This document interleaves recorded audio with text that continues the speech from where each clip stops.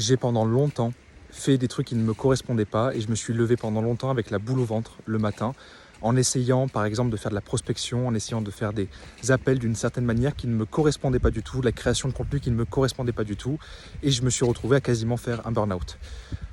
Pourquoi est-ce que je suis arrivé à cette situation? Parce que j'ai écouté ce que nous disent la majorité des personnes, c'est-à-dire des stratégies qui nous viennent d'autres pays, principalement des États-Unis, alors que les mentalités sont différentes entre chaque pays. Du coup, je me suis retrouvé à devoir, parce que c'était une obligation que je m'imposais, devoir créer du contenu d'une certaine manière, devoir faire des publications d'une certaine manière, devoir prospecter d'une certaine manière, me forcer à faire des choses. Et en plus, le plus terrible, et c'est peut-être la situation dans laquelle tu es aujourd'hui, c'est que 1, tu fais des trucs qui ne te correspondent pas. 2, tu fais des trucs que tu n'as pas envie de faire, donc c'est-à-dire que c'est pas fait pour toi et tu n'as pas envie de les faire. Et 3, ça marche même pas. Parce qu'encore ça marcherait, ça serait bien, mais ça marche même pas. Donc qu'est-ce que j'ai commencé à faire? C'est me dire, je prends toutes ces étapes de ce que je fais dans ma journée, ok, création de contenu, ok, prospection, etc. Pourquoi est-ce que je fais comme ça?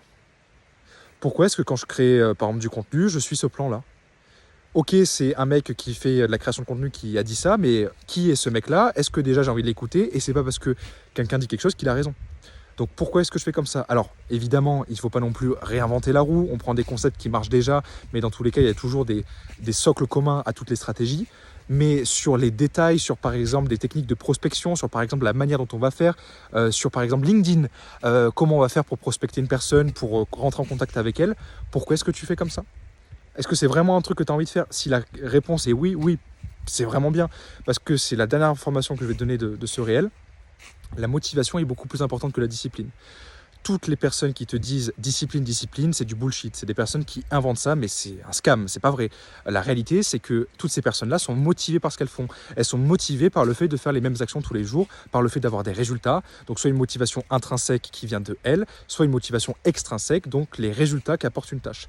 Donc fais vraiment attention à ce que te disent les personnes et vraiment pose-toi la question sur toutes les tâches que tu fais. Est-ce qu'elles m'apportent des résultats et est-ce que j'ai vraiment envie de les faire comme ça et est-ce que je ne pourrais pas les faire d'une manière qui me correspond mieux?